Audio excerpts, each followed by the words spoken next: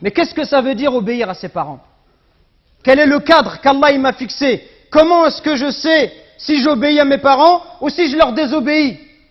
Peut-être que j'ai répondu à mes parents, peut-être que j'élève la voix sur eux, peut-être que je leur crie dessus, peut-être même, wal'iyadhu billah, à notre époque il n'y a rien d'étonnant, peut-être même que certains ils insultent leurs parents, voire même ils lèvent la main sur eux ou ils les frappent. Et on entend parfois, wal'iyadhu billah, des gens qui vont insulter, qui vont tuer leurs parents pour l'héritage.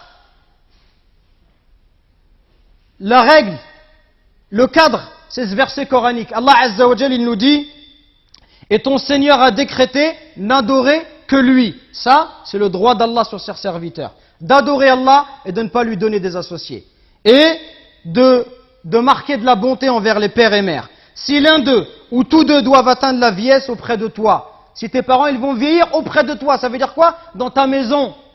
Dans ta maison, ça veut dire que tu les mets pas dans une maison de retraite, comme on fait aujourd'hui, où dès que les parents ils sont vieux, on les prend, on les jette dans la maison de retraite, et on vient les voir une fois dans l'année.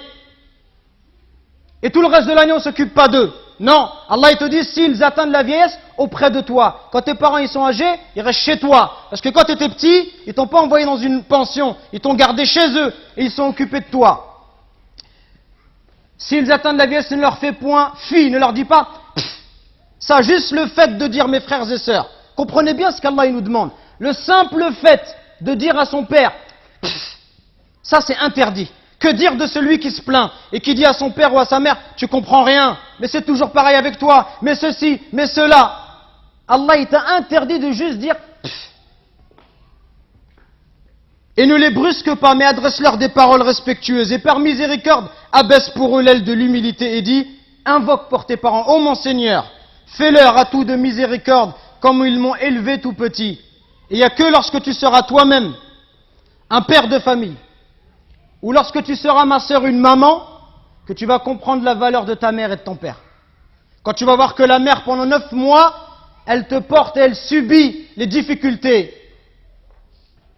Elle subit des coups de ta part. Que lorsque tu nais, le jour où Allah t'a mis au monde, ce jour-là, ta mère, elle a l'impression qu'elle allait mourir, tellement les douleurs, elles sont intenses. Et les hommes, on ne sait pas de quoi on parle quand on parle de cela. Il n'y a qu'une femme qui peut l'expliquer. Quand ta mère, pendant 2 ans, elle t'a allaité, elle ne dormait pas la nuit. Pendant 2 ans, tu lui as perturbé son sommeil. Quand tes parents, à 4 heures du matin, ils sont levés pour aller travailler, pour t'acheter des vêtements.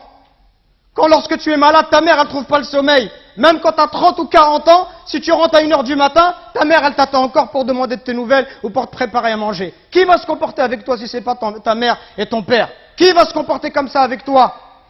Et nous, on est gentils avec nos copains.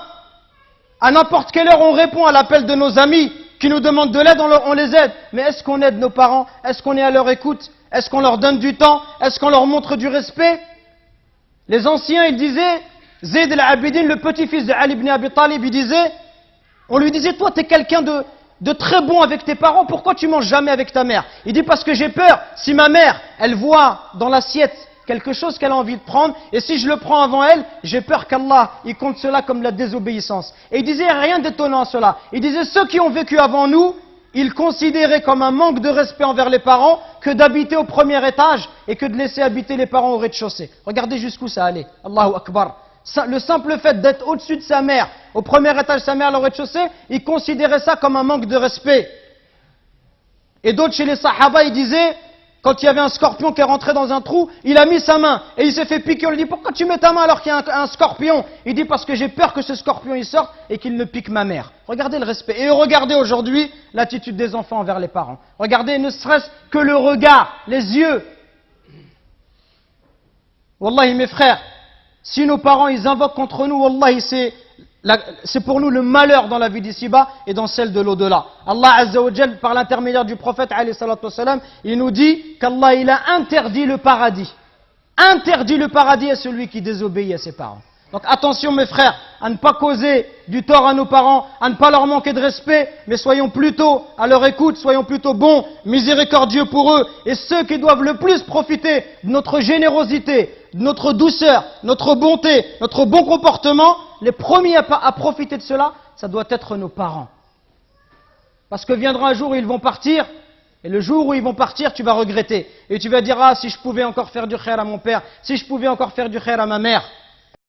Nous récoltons vos dons pour la construction d'une nouvelle mosquée à Longjumeau. Walillahi alhamd. Barakallahu fikum, qu'Allah il accepte ces dons de votre part. Et continuons, Inch'Allah. Et bi'idhnillah, dans pas longtemps, on espère avoir de bonnes nouvelles. Qumu ila salatikum yarhamni wa yarhamkumullah.